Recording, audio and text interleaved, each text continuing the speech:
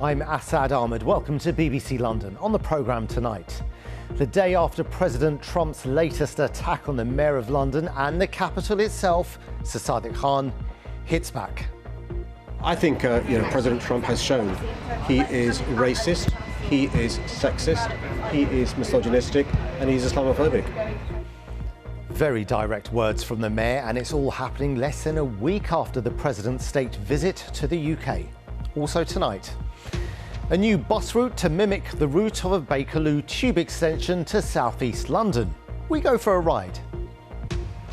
The summer Swifts will be leaving soon, and as numbers decline, we see what's being done to make sure they come back in even larger groups. And from our feathered friends to our four-legged ones, meet Molly and Babs, just one of the winners of the BBC Radio London Make a Difference Awards.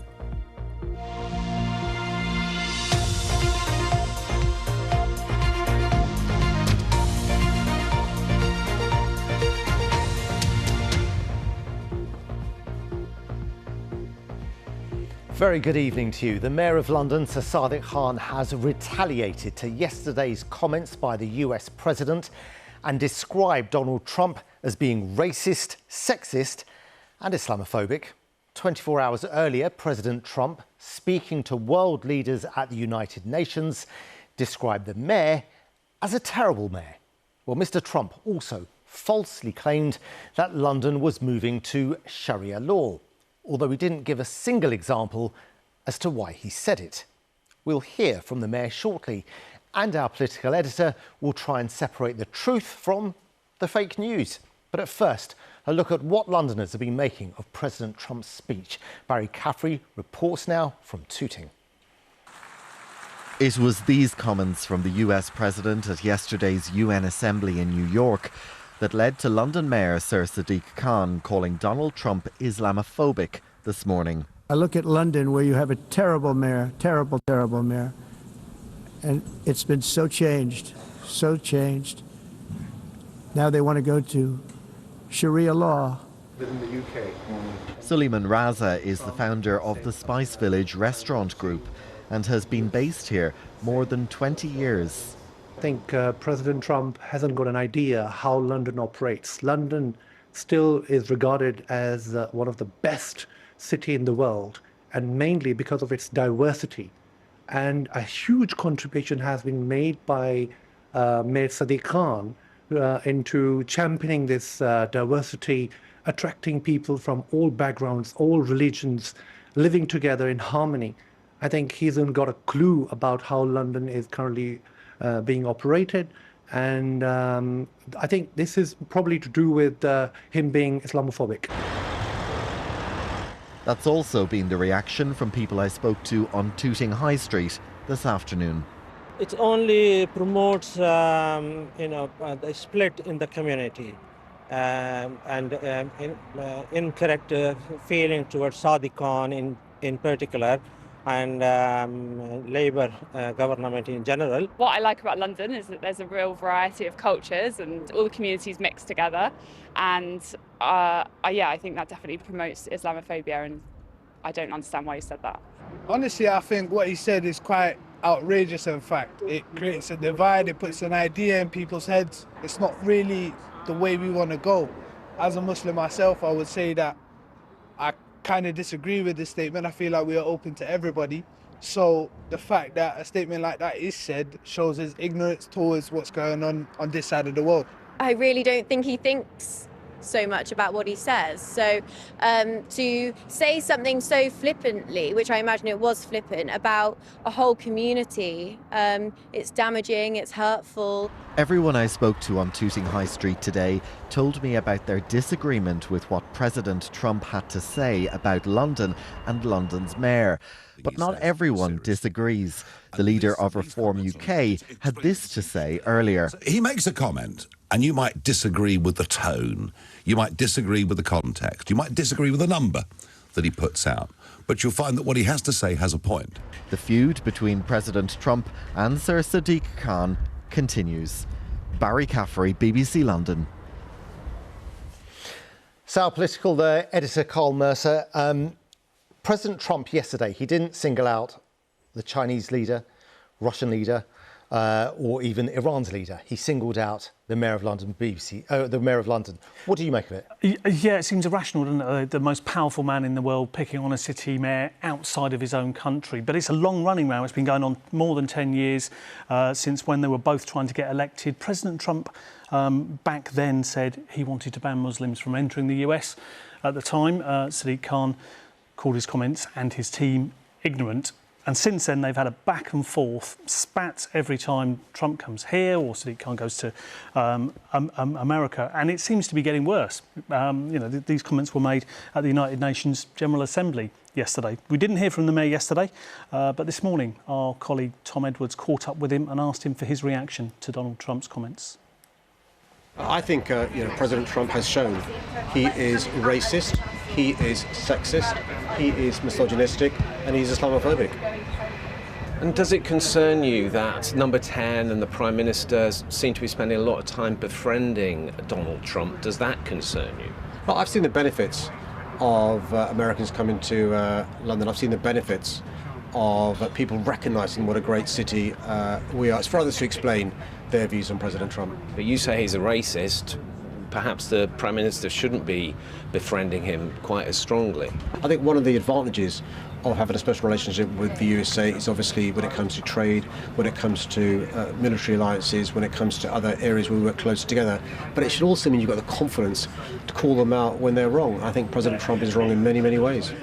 Yeah, interesting response there from Sadiq Khan, particularly to how Number 10 have reacted. And I think we could see some veiled criticism in that they haven't been stronger and come out. But hopefully we will bring you some reaction from the Prime Minister tomorrow. We are hoping to have an interview with him for tomorrow night's programme. Yeah, look forward to that. Another comment that the President made was about London and Sharia law. That's Islamic law, for people to understand. I feel stupid even asking this, but I've got to ask it. Any truth in it?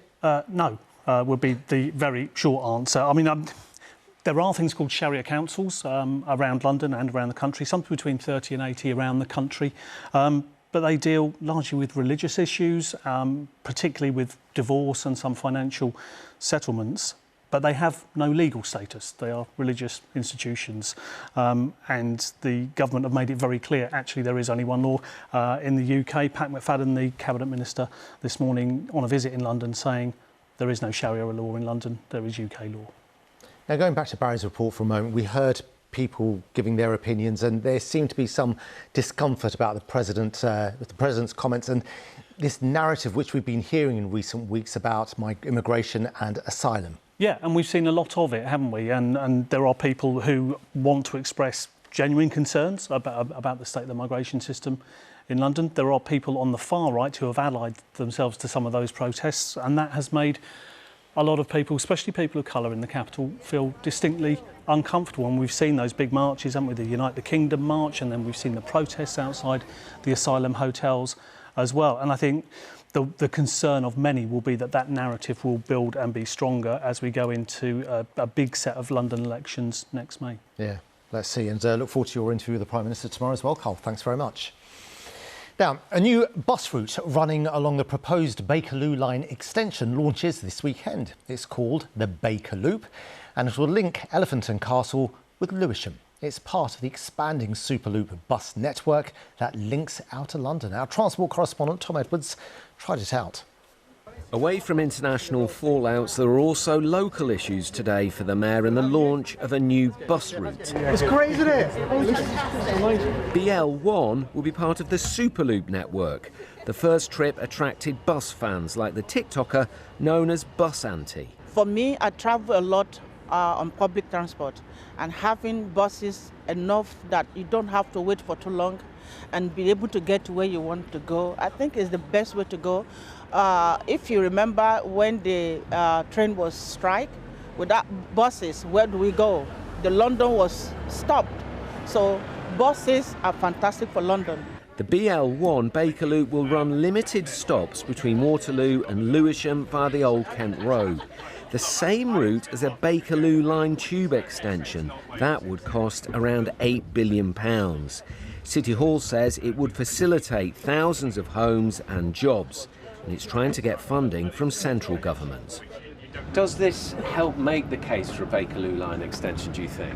I think it does, because I think that our customers are going to show why this is really making a difference for them. They're going to literally vote with their feet, hopefully, and be travelling on board and show everybody that there's a real case for the Bakerloo line extension. So this is part of the push to get funding from central government for the Bakerloo line extension. Do you think they're listening? I think they are. We've had really good conversations with the Secretary of State at Transport, really good conversations with one of the others in government.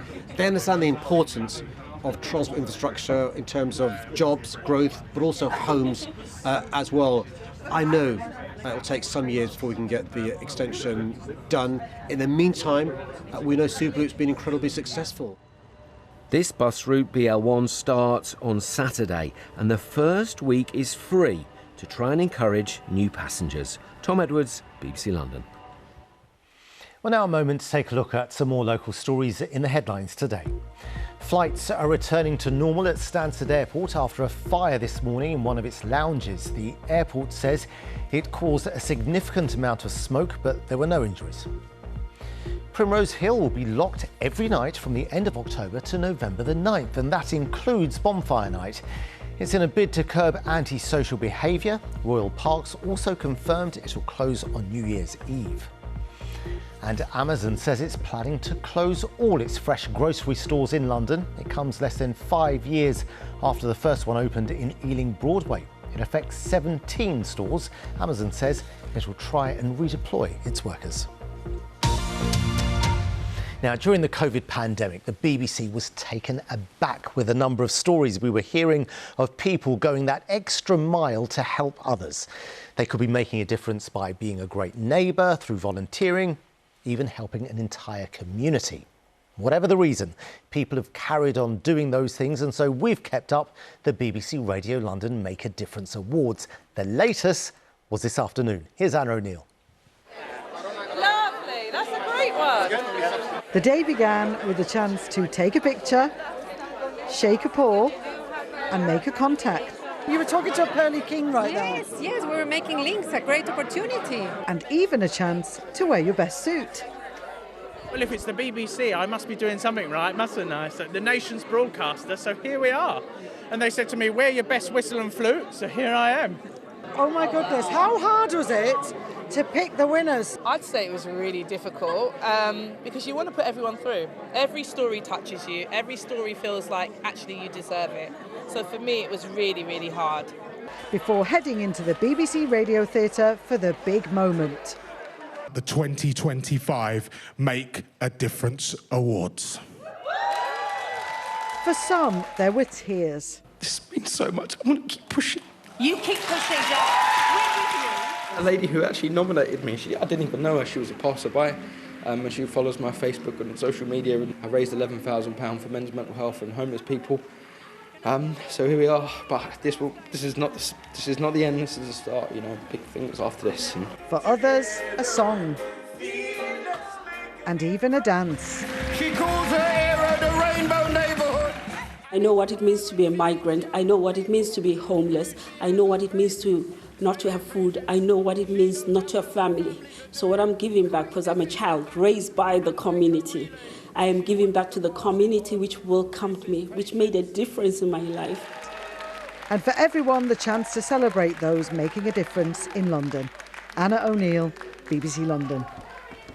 Yeah, a great atmosphere, and quite a few of us popped along to the awards this afternoon, which were superb, as you could see from that. Well, Riz was also there, and she's with some of the winners now in the London Lounge. Riz. Thank you. Yes, it certainly was an emotional afternoon. I was lucky enough to have a front row seat to see some amazing, kind and inspirational Londoners win awards. And as you say, some of them are here. Welcome to all of you. Congratulations. Let's start with Molly and Babs winning the animal category. Babs, just tell us, how does Molly make a difference to patients at Croydon University Hospital? Well, they're so surprised to see her for a start. And then I go in the ward and say, would you like to see my dog? And some of them don't, but some of them do. So I just grab a chair, pull her up, and she sits on my lap. And they stroke her and they love her. And some of them say it's made my day. And that's really satisfying. That must just feel so rewarding. It does, yeah. You feel as though you've done some good.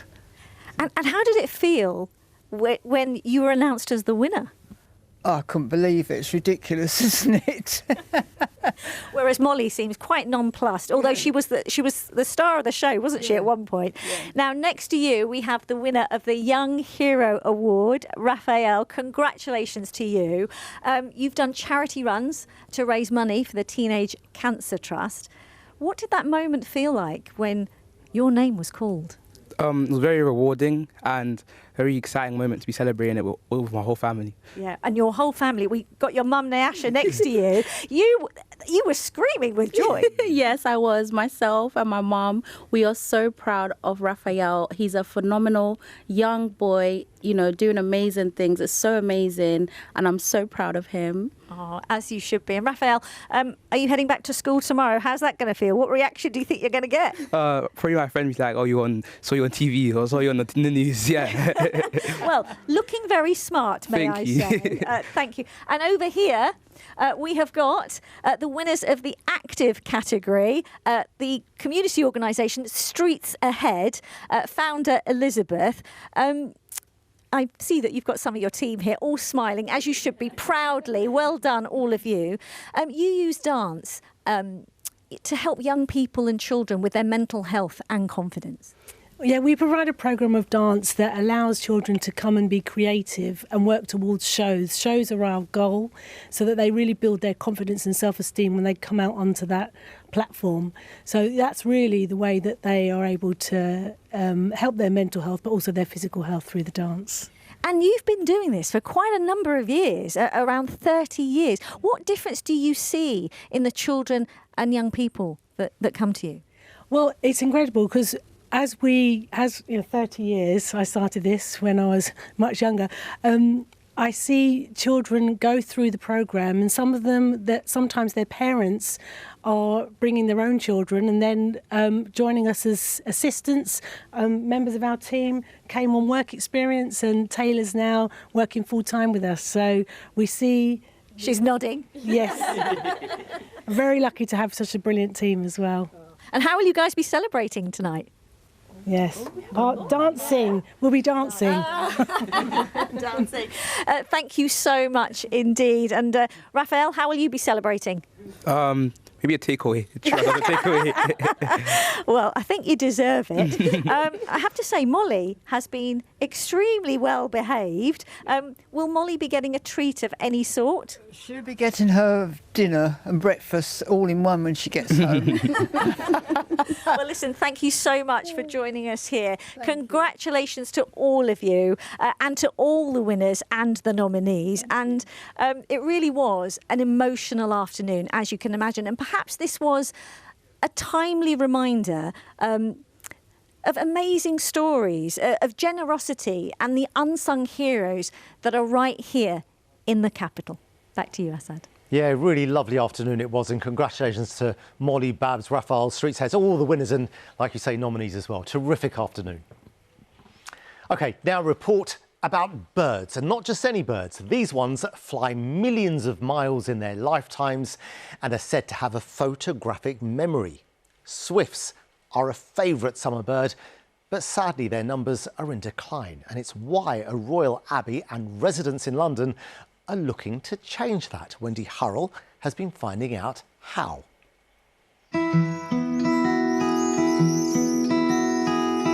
They've flown south now, but the scream of swifts heralds summer over London.